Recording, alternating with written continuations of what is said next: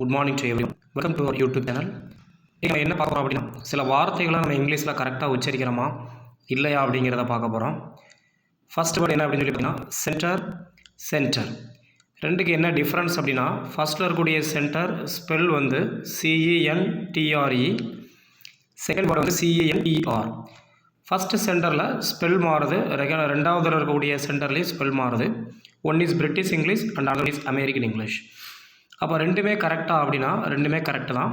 But we are use British English நம்ம use பண்ணுறதுனால centre ஃபஸ்ட்டில் இருக்கக்கூடிய சென்டர் அப்படிங்கிறது தான் கரெக்டு. CENTRE இதுதான் கரெக்டு.